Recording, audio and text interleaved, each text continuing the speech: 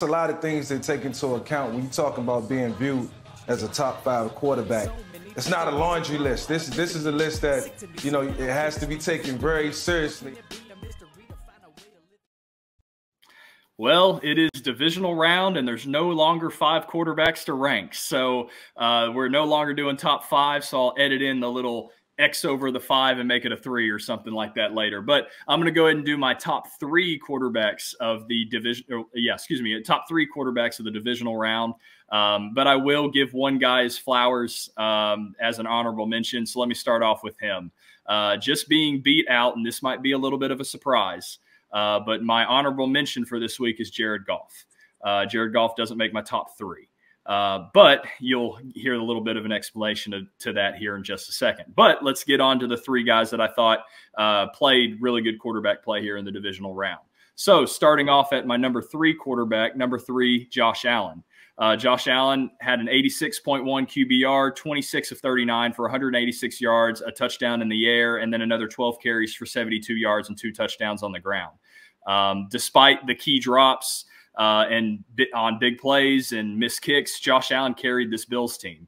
I mean, we talked about it earlier. If you add in 2 or 3 of those catches that Stephon Diggs either flat out dropped, or the play that, to Shakir that he could have made, or even the other pass that was then ruled incomplete, there's an extra probably 120 yards right there just on those 3 completions, and makes the completion percentage and stuff look better. Obviously, QBR jumps up even higher.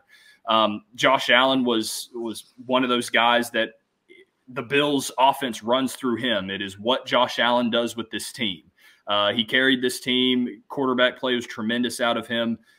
He was very physical in the run game, made plays there, made plays with his arm. I think he played almost a flawless game and was the second best guy on that field the entire game. And if anyone wants to go blame Josh Allen for this loss, you can go debate me in the comments, because there's no point of saying Josh Allen deserves to lose that game because of his performance. So he just didn't have playmakers the way another quarterback on this list did. But Josh Allen, for that reason, still played very, very well and winds up number 3 on my list. And I guess you can say there's a loss tax there, and that's why he's number 3. But moving on to number 2, Lamar Jackson. And Lamar Jackson had a 121.8 QBR, 16 of 22 for 152 yards and 2 touchdowns in the air, 11 carries for 100 yards and 2 touchdowns on the ground. Similar to Josh Allen, Lamar Jackson does it all for Baltimore.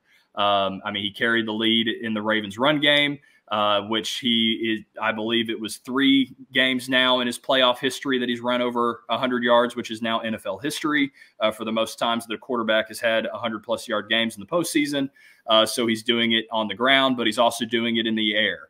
You saw the mistakes in the first half kind of compound. You see missed Isaiah Likely, not necessarily putting enough loft on it. Isaiah Likely saying, hey, put it up, big man. And Lamar Jackson's like, hey, I got you. And then he comes back and does the exact same thing later and delivers a nice little lob right over to Isaiah Likely for a touchdown that helps him continue to push things out later. I mean, Lamar Jackson was almost perfect in the passing game.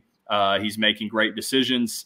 The adjustments that they make at halftime is helping him out. His ability to move and be explosive in the ground game and continue to make plays in the second play is going to help continue to push Baltimore on the Super Bowl chase. And it's similar to Josh Allen. This Baltimore offense does or will go wherever Lamar Jackson takes them. And Lamar Jackson is the undisputed MVP and is definitely the undisputed MVP of this Ravens team in this playoff. And Lamar Jackson, another great performance, shooing off a lot of the old narrative of him and finally coming out and having a great showing in the playoffs. And that's why he's my number 2 quarterback this week. But my number 1 quarterback this week is the Tom Brady of them all. Number 1, Patrick Mahomes.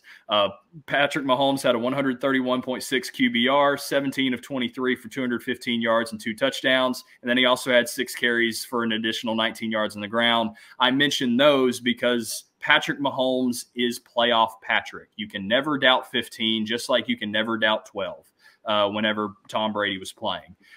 He makes plays in the run game. even if it's a 12-yard scamper on a 3rd down and 11 that looks like he's the slowest turtle in the world, but then you see the data stats later where he's running at 22, 23 miles an hour. The dude makes plays whenever his number's called upon, and in the biggest moments and the brightest lights, Patrick Mahomes makes plays. He had receivers making plays, being able to have Travis Kelce in the game there to make a bunch of plays for him. He delivered strikes to MVS. And he was flat out perfect this entire game. So Patrick Mahomes, you can never doubt him in the postseason. If there's a game to be won, Patrick Mahomes is a gamer. He's about to go out and deliver his best performances, and it's playoff Patrick time. So if you've got 15 on your sideline, you can never doubt 15, and you've always got a chance to win. So Patrick Mahomes, almost perfect performance in the divisional round this week, and that is why he is my number 1 quarterback for the divisional round of this top 3 list. So if you like this list, want to go debate why Jared Goff deserves to be in there over Josh Allen, or maybe even a Brock Purdy mention or anything like that, go ahead and debate me in the comments. And make sure you go leave a like and subscribe to all this great stuff we're doing over here. And hey, that's the quarterback list for the divisional round.